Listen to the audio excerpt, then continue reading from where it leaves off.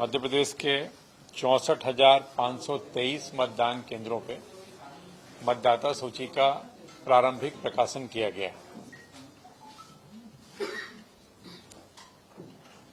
आज मध्य प्रदेश के 64,523 मतदान केंद्रों पे मतदाता सूची का प्रारंभिक प्रकाशन किया गया है। आज प्रकाशित सूची के अनुसार कुल मतदाताओं की संख्या 5,43,77,095 है। ये हमारे मतदाता हैं जो जिनकी सूची मतदान केंद्र पे बताई जा रही है। इनके अतिरिक्त 75,427 हमारे सर्विस वोटर हैं, सेवा मतदाता जिनको हम कहते हैं, जो आर्म फोर्सेस के लोग होते हैं। इन दोनों को मिला देते हैं तो मतदाताओं की कुल संख्या 5,44,52,522 होती है।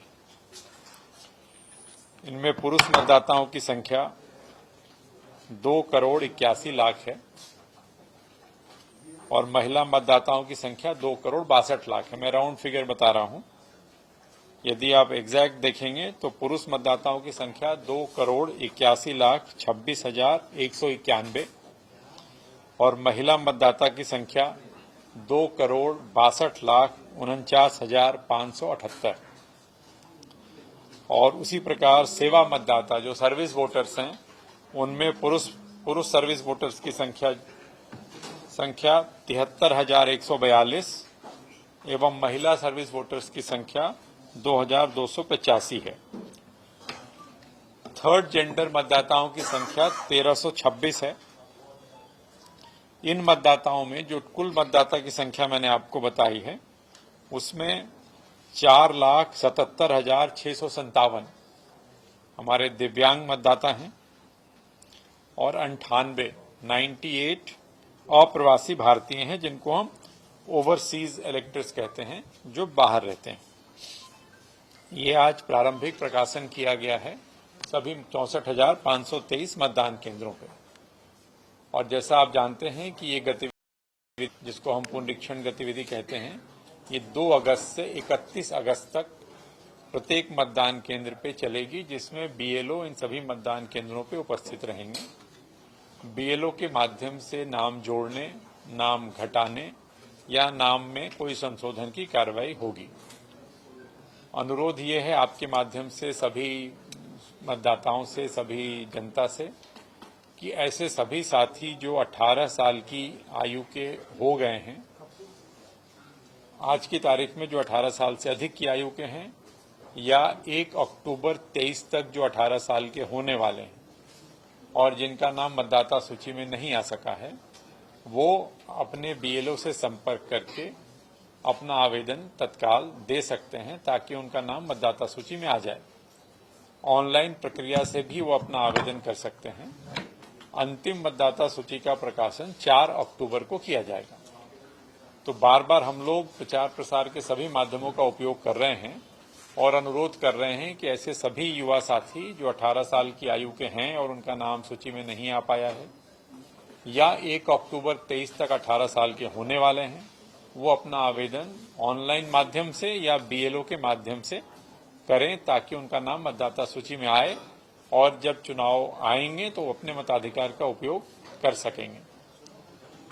आपको बताना ये चाहते हैं कि जैसा हम जानते हैं कि आयोग के निर्देश ये हैं कि किसी भी मतदान केंद्र पे सामान्यतया 1500 से अधिक लोग नहीं हो मतदान करने के लिए, अन्यथा लाइनें लंबी लगती हैं। और दूसरा निर्देश ये है कि मतदाता को मतदान के लिए 2 किलोमीटर से अधिक नहीं जाना पड़े, ये प्रयास होना चाहिए। तो एक विशेष अभियान के रूप में ये प्रयास किया गया। इसमें हम लोगों ने मतदाताओं की संख्या अधिक होने के कारण 184 नए मतदान केंद्र बनाए हैं और दूरी के कारण 362 नए मतदान केंद्र बनाए गए हैं। दोनों का योग करते हैं तो ये 546 होता है। मतलब ऐसे जगहों पे जहां पे मतदाता को मतदान करने के लिए 5 किलोमीटर, 4 किलोमीटर, मतलब 2 किलोमीटर से अधिक जाना पड़ रहा था, वहां पे मतदाता की सुविधा के लिए नवीन मतदान केंद्र बनाए गए हैं। और उसी प्रकार 1500 से ज्यादा जहां मतदाता थे वहां पे एक अतिरिक्त मतदान केंद्र बना करके मतदाता की संख्या को कम किया गया। इस प्रकार कुल 546 नए मतदान केंद्र बनाए गए, लेकिन साथ साथ 123 मतदान केंद्रों को मर्ज किया गया, एक दूसरे में समाहित किया गया है। उदाहरण से समझाऊं तो यदि कोई एक ही बिल्डिंग में मान लीजिए 2 मतदान केंद्र हैं और एक मतदाता है, दूसरे में 600 मतदाता हैं, तो जो 300 मतदाता हैं और 600 मतदाता को एक कर दिया गया है, अर्थात 900 मतदाता हो गए और एक मतदान केंद्र कम हो गया। तो इस तरह से जो टोटल इंक्रीज है मतदान केंद्रों की संख्या में, वो 423 मतदान केंद्र हमारे टोटल बढ़े हैं। 5 जनवरी की स्थिति में 64,100 मतदान केंद्र थे। ड्राफ्ट पब्लिकेशन जो आज हुआ है 100 थे 5 जनवरी की स्थिति में, आज की स्थिति में वो 64,523 हो गए। इसके अतिरिक्त 2040 मतदान केंद्र बदले गए हैं, जहां उसी जगह पे, उसी गांव में भवन जो जीर्ण शीर्ण हो गए थे, खराब हो गए थे, और वहां पे कोई नवीन भवन, जैसे प्राइमरी स्कूल पुराना हो गया और राजवान मिडिल स्कूल बन गया, या प्राइमरी स्कूल की नई बिल्डिंग बन गई है, तो 2040 ऐसे मतदान केंद्र हैं जहां पे हमने मतदान केंद्र का भवन परिवर्तित किया है। तो ये आपकी जानकारी के लिए मुख्य रूप से इतनी बातें हैं। अपील हम लोग बार बार यही कर रहे हैं कि हर वो मतदाता जो 18 साल से अधिक आयु का है, जो पात्रता रखते हैं मतदाता सूची में अपना नाम जुड़वाने के लिए, उनसे अनुरोध है, आग्रह है कि आपके घर के पास आपके मतदान केंद्र पे बीएलओ उपलब्ध है। आप बीएलओ से संपर्क करके अपना आवेदन कर सकते हैं। ये प्रक्रिया 2 अगस्त से 31 अगस्त तक चलेगी। बीएलओ उपलब्ध रहेंगे। 12 और 13 तारीख को, 12 अगस्त और 13 अगस्त जो शनिवार और रविवार है, साथ साथ 19 अगस्त और 20 अगस्त जो अगेन फिर से शनिवार और रविवार है, इस दिन भी बीएलओ उपलब्ध रहेंगे गांव में। वो गांव का भ्रमण भी करेंगे, वो प्रयास करेंगे कि वो घर में जाके लोगों से मुलाकात करें। हम सभी का प्रयास यही है कि हर वो मतदाता जो पात्रता रखता है आयु के हिसाब से, उसका नाम मतदाता सूची में जुड़े, ताकि जब वर्ष के अंत में विधानसभा चुनाव आएंगे या अगले वर्ष लोकसभा चुनाव संभावित हैं, तो उसमें मताधिकार का वो उपयोग कर सकें। धन्यवाद। देखिए, हम लोग ने पूरी व्यवस्था करी है कि बीएलओ इस पूरी अवधि में मतदान केंद्र पर उपस्थित रहे। बीएलओ की उपस्थिति सुनिश्चित करने के लिए उनके जो ऊपर सुपरवाइजर्स हैं, सेक्टर ऑफिसर्स हैं, जिला स्तर से कलेक्टर्स द्वारा अन्य अधिकारियों की ड्यूटी लगाई गई है। इन सब के बावजूद भी जैसे बीएलओ यदि अपने कर्तव्य पे नहीं है या सही ढंग से काम नहीं हो रहा है, तो जो हमारा टोल फ्री नंबर है 1950, मेरा अनुरोध है 1950, कोई भी व्यक्ति कहीं से भी इस पे नंबर डायल करके शिकायत कर सकते हैं या बता सकते हैं बीएलओ की अनुपलब्धता के बारे में। अभी आपसे चर्चा के पहले हम लोगों ने राजनीतिक दलों के मान्यता प्राप्त जो दल हैं उनके प्रतिनिधियों के साथ बैठक की, उनसे भी अनुरोध किया है, चूंकि उनके बूथ लेवल एजेंट होते हैं, बीएलए होते हैं, उनको भी कहा है कि यदि कहीं इस तरह की दिक्कत आ रही है कि बीएलओ समय पे नहीं आ रहा है या ड्यूटी में दिक्कत हो रही है, तो तत्काल संज्ञान में लाएं। हम लोग उस पर सुनिश्चित करेंगे कि बीएलओ उपलब्ध हो और अपना काम सही तरीके से करें।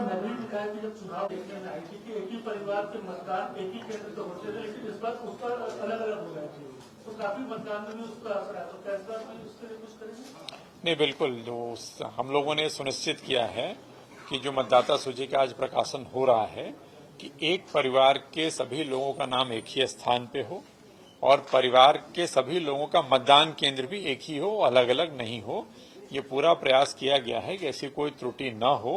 इसके बाद भी इस पूरे 1 महीने के दौरान आज जैसे मतदाता सूची का वाचन हो रहा है और बीएलओ पढ़ के बता रहा है, इसके बाद हम सेक्टर ऑफिसर के माध्यम से भी 3 अगस्त से 10 अगस्त के बीच में इसको पढ़वाएंगे। तो अगर ऐसी कोई त्रुटि निकल भी आती है तो उसको फिर सुधारने का काम करेंगे। कितने मतलब 8 महीने के अंदर देखिए, पिछली बार मतलब बताते हैं।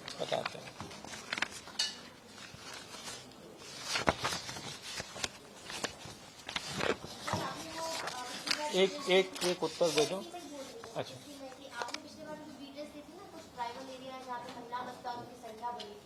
अभी कितना उसमें बढ़ोतरी? एक करके उत्तर दे दो। इसका है क्या स्लाइड में? नहीं, मेरे पास था। आपके पास स्लाइड्स हैं क्या? राउंड फिगर दे देता हूँ, राउंड फिगर दे रहा हूँ। 5 करोड़ 4 लाख, मैंने इसके आगे वाला कॉमा फुल स्टॉप नहीं मेरे पास। 2018 में 5 करोड़ 4 लाख मतदाता थे पिछले चुनाव के समय। आज की तारीख में जो हमने मतदाता से आपको बताई है, सर्विस वोटर को अगर हम छोड़ देते हैं तो 5 करोड़ 43 लाख 77,095 जो आपको बताई थी, 543 समझ लो। तो 5 करोड़ 4 लाख उस समय थे, 5 करोड़ 43 लाख आज हैं, और इस दौरान उसमें और चेंज होगा। कब का? 18 का या अभी का? नहीं, अभी का तो है, 18 का निकाल के देंगे आपको। अभी का तो आपको बताया था मैंने। विधानसभा है यहाँ पर मतदाताओं की संख्या कम हुई। कब से? नहीं, तो उसकी तुलना कब से करोगे? 2018। नहीं, 2018 से तो कम नहीं होंगे कहीं भी, निकालना पड़ेगा। ऐसा क्यों होगा? 18 से 23 के बीच में 5 साल में तो आबादी बढ़ी ही है, वैसी संभावना नहीं होगी, बट निकाल लेंगे, ऐसा नहीं।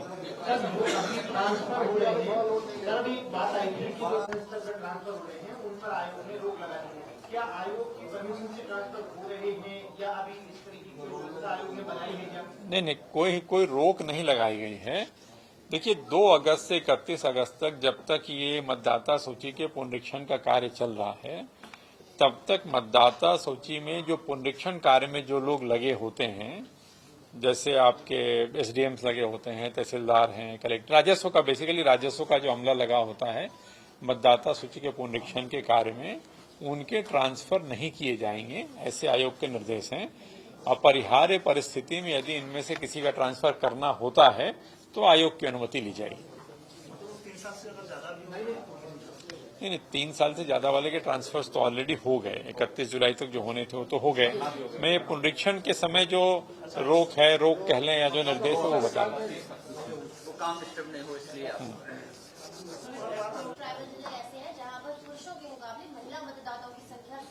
वो निकालना पड़ेगा, निकालो, है तो ले आओ।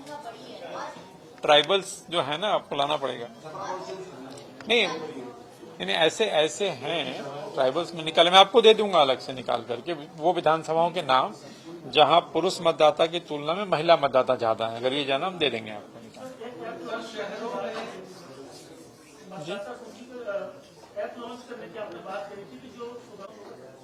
जी, अभी टाइम है, मतलब उसका उपयोग तो चुनाव के दिन होना है, अभी उसको बना रहे हैं। हाँ, प्रोसेस में है। प्रयास यही है, जो प्रयास यही है उसमें कि आवाज जा रही है। प्रयास यही है कि अर्बन एरियाज में, शहरी क्षेत्र में सेलेक्टेड मतदान केंद्रों पे मतदाता अपनी सुविधा के अनुसार स्लॉट्स बुक कि मैं इस विंडो में 10 से 10:30 के बीच में वोट डालना चाहता हूं, और उस समय अगर वो आते हैं तो आसानी से मतदान कर सकेंगे। उसी के लिए उसको डेवलप करें।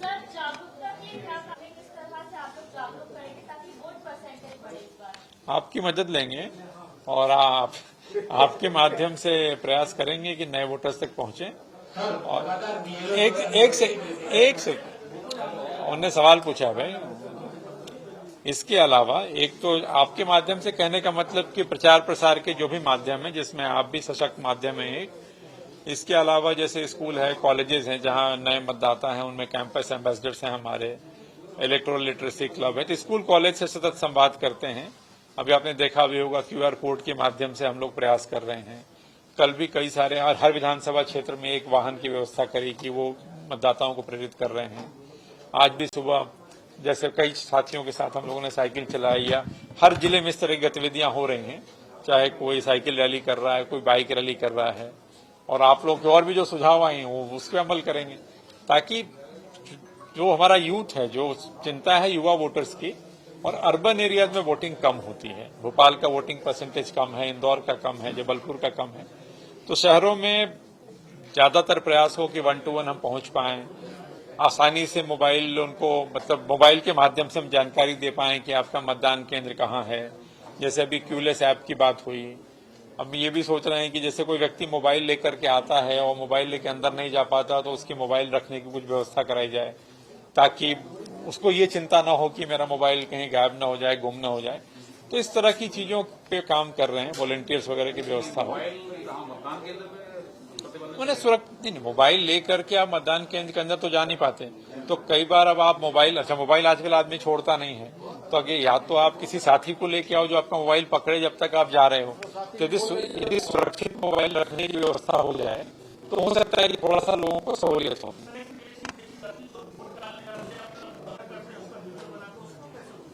नहीं, ऐसा नहीं करते, वो गलत है, नहीं करना चाहिए। अगर ऐसा होता है तो नहीं तो उसके खिलाफ तो कार्रवाई हो जाएगी, तो पुलिस प्रकरण दर्ज हो जाएगा। यदि आप मोबाइल छुपा करके, मोबाइल ले जाना प्रतिबंधित है मतदान केंद्र के अंदर। इनफैक्ट आप इसको आपके माध्यम होना चाहिए, मोबाइल ले जाना प्रतिबंधित है। यदि कोई आदमी जानबूझ करके मोबाइल लेके जाता है और अंदर वोट डालते समय गोपनीयता भंग करता है वोट की और बाद में सोशल मीडिया पे डालता है, तो नेचुरली कार्रवाई होगी उसके खिलाफ। वो तो अपने आप एविडेंस क्रिएट कर रहा है कि मैं अपने अकाउंट से फेसबुक पे डाल रहा है या जिस चीज पे इंस्टाग्राम पे डाल रहा है, तो उसके खिलाफ मतदान की गोपनीयता भंग करने की जो धाराएं हैं उसमें कार्रवाई होगी। सर, ये जो प्रारंभिक ऊपर वाला पता नहीं लिखा है कि नहीं लिखा है, नहीं लिखा, 80+ लिखा है। 100 से ऊपर का नहीं है, 100 से ऊपर हम रखते भी नहीं, 80+ रखते हैं। देखो, 18 से 19 साल के जो मतदाता हैं, प्रारंभिक सूची के प्रकाशन के अनुसार 14,57,775 14,57,775 और 80 के ऊपर के हैं 7,18,553। 80+ 718,553 718,553 80+। 18 से 19 में 14,57,775। सर, ये स्लॉट बुकिंग की जो बात की ना आपने, प्रायोरिटी देंगे, जो क्यू में लगे उनको भी समझाएंगे। जैसे अब क्यू में लगते हैं, जैसे थोड़ी देर के लिए मान लीजिए अभी भी पुरुष और महिला की अलग अलग लाइनें होती हैं। एक पुरुष अंदर जाते हैं और बाद में 2 महिलाएं जाती हैं, तो महिलाओं को प्राथमिकता देते हैं। तो स्लॉट, कोई गर्भवती महिला आती है उसको प्राथमिकता देते हैं, कोई वृद्ध आते हैं उनको प्राथमिकता देते हैं, कोई दिव्यांग साथी आते हैं उनको प्राथमिकता देते हैं। तो उसी प्रकार से ऐसा नहीं है कि उस स्लॉट में सारे के सारे हम ऐप वाले ही करेंगे, बहुत कम लोग रखेंगे, उस हिसाब से करेंगे। इसी को ये किया जा रहा है।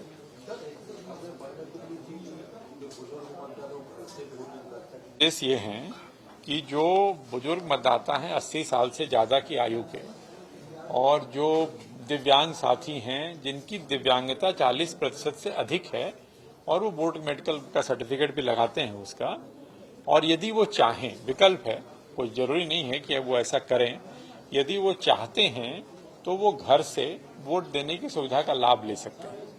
इसकी प्रक्रिया ये होती है कि चुनाव के पहले इस प्रकार के जितने लोग हैं, जैसे 80+ के भी 7 लाख कुछ लोग हैं, दिव्यांग साथी हमारे करीब 5 लाख हैं, तो इन सभी को हम एक फॉर्म देते हैं, जिस फॉर्म के माध्यम से हम उनसे विकल्प लेते हैं। जो लोग ये विकल्प चुनते हैं कि हमें घर से वोटिंग की सुविधा का लाभ दिया जाए, हम उसके जो नियम बने हैं उसके हिसाब से एक मतदान दल का गठन होता है। वो मतदान दल जाता है और उनके घर पे ही उस तरह की व्यवस्था सुनिश्चित करता है ताकि मतदान की गोपनीयता बनी रहे और वो अपना मतदान कर पाए। ये मतदान ईवीएम के माध्यम से नहीं होता, ये मतदान पेपर बैलेट, पोस्टल बैलेट के माध्यम से होता है और मतदान दिनांक के 5 से 7 दिन पहले होता है। वो जो मत देते हैं उसकी गिनती जो होती है फिर वो मतदान के दिन ही होती है, जब हम बाकी पोस्टल बैलेट की गिनती करते हैं उसके साथ साथ इनकी भी गिनती करते हैं। देखिए, संवेदनशील जो क्रिटिकल मतदान केंद्रों का जो पहचान है वो अभी नहीं हुई है, ये थोड़ा अर्ली है। ये इस पहचान आप समझ लो कि थोड़ा सा इसमें समय लगता है। क्रिटिकलिटी जो है वो कई बार, एक तो पुलिस के साथ सेक्टर ऑफिसर्स और पुलिस के लोग मिलकर के इसकी पहचान कर रहे हैं अपने हिसाब से। कई बार कैंडिडेट खड़े होने से भी संवेदनशीलता बढ़ जाती है मतदान केंद्रों की, वो भी होता है। तो इसका निर्धारण अभी थोड़ा सा मतदान के, इट्स टू अर्ली अभी थोड़ा सा।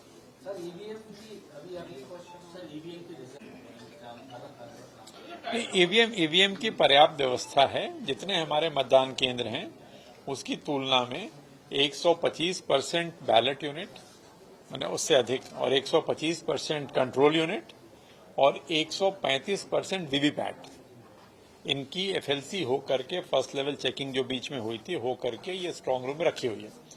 तो मशीन की पर्याप्त उपलब्धता है, उसमें कहीं कोई दिक्कत नहीं है। जिलों में कॉल सेंटर बनाए जा रहे थे। में कॉल सेंटर आज की तारीख में काम कर रहे हैं और राज्य स्तर पे भी चल रहा है, काम कर रहा है। सर बीएलओ अनुपस्थित रहते हैं कई। बीएलओ अपने मतदान केंद्र पे 2 अगस्त से 31 अगस्त के बीच में उपस्थित रहे, इसके लिए कई लेवल पे अधिकारियों की नियुक्ति की गई है जो इस बात को भ्रमण करके चेक करेंगे। इसके बावजूद भी, और जो अनुपस्थित पाया जाएगा उसके खिलाफ कार्रवाई तो होगी ही, इसके बावजूद भी यदि बीएलओ अनुपस्थित रहते हैं तो हम लोग 1950 जो टोल फ्री नंबर है उस पे गांव वालों को ही बताया है कि वो सूचित कर सकते हैं। और हमारे लोग जो घूम रहे हैं वो तो देख ही रहे हैं, उसको सेक्टर ऑफिसर्स हों, सुपरवाइजर्स हों, कलेक्टर्स ने अलग से भी ड्यूटियां लगाई हैं, तो उसमें सख्त कार्रवाई भी होगी। और कार्रवाई से ज्यादा हमारा फोकस इस पे भी है कि बीएलओ उपस्थित रहे और अपना काम करे।